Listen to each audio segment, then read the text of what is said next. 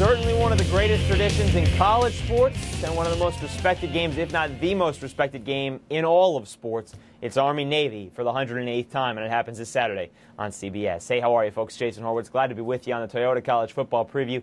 It's the 3-8 Black Knights and the bowl-bound 7-4 Midshipmen. And with more, we turn to Spencer Tillman from Houston, as we do every single week. And Spence, Navy going to a bowl under Paul Johnson for a school record 5th consecutive year. They'll be in the first bowl game of the season in San Diego, the Poinsettia Bowl. But, they've also beaten Army for 5 straight years, which obviously holds something against the cadets here. But, for people that haven't been to this game or maybe haven't watched it in years, that thought it's lost something, what's the feeling and emotion when you watch this rivalry?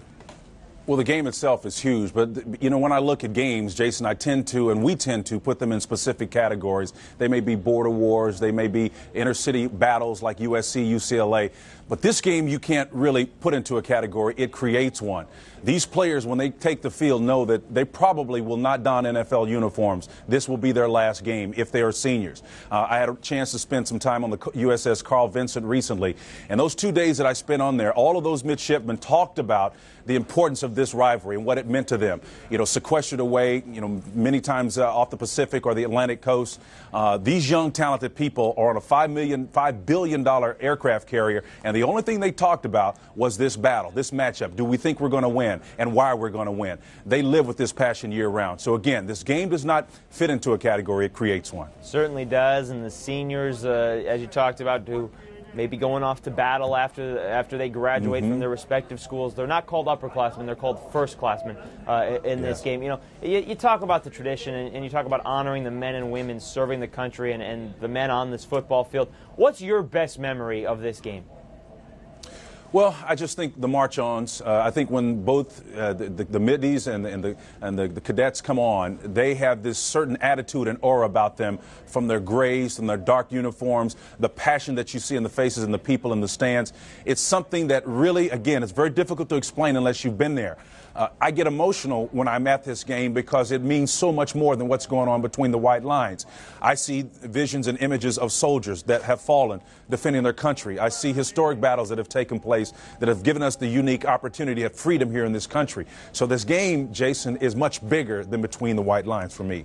Spence, I was recently at my first military funeral. This game, for the first time, will have a little bit more meaning for me as well now. Let's get into the specific here of this year's game. And, we mentioned Navy has won 5 in a row against Army. The cadets, they won 5 consecutive from 92 to 96, but that streak was stopped at 5. What player for Army will people know about if they hope to break this streak?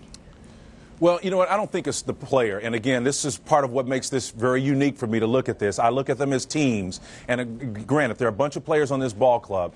But I think the defense is so worn down for Army right now that they're going to struggle to win this ball game. I don't think you can put it on the shoulders of one particular player. I think that the defensive unit has got to step up. If any unit has got to step up, it has been that unit that has been struggling this year from start to finish. They're worn out, they're tired, they're beaten. Now they've got to face an offensive juggernaut, the nation's #1 ranked rushing team, and it's going to be difficult for them to win this contest. And it could be embarrassing, which would be unfortunate as far as the game is concerned, but it is what it is. Well, they kept it close last year, but that defense is going to be seeing one guy that Ian Eagle and Boomer Esiason are going to be saying over and over again. It's Kaipo Noah Kehiaku Nhata. It's one of the great names in college sports. He's the quarterback for Navy.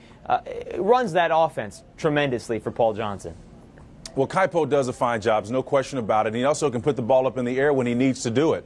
So he's a dual threat in that regard, but certainly what they've got a defense. If you want to make an identity and make a statement, you've got to be able to run the football. I've told by coaches over the years, if you want to score and impress people, you throw it. If you want to win games, you run the football. And it's all about physical play, and that's certainly been their MO, and they'll continue to do it. And unfortunately for Army, they're probably going to have a long, long day, difficult day, Jason. Spence, the game has been played since 1890, 107 times, 10 years that it wasn't played. It's been very close. Navy's won 51, Army 49. There have been 7 ties. Navy kind of has taken over here in the early parts of 2000s. Army was very good in the 90s, and they were back and forth many times. You like Navy here in this one, and you like them big? Yeah, I like Navy huge. And again, the only reason why the score won't be more than 35 or 40 to nothing is because they run the ball and it's going to take them a little while to score. But Navy's going to win this one going away.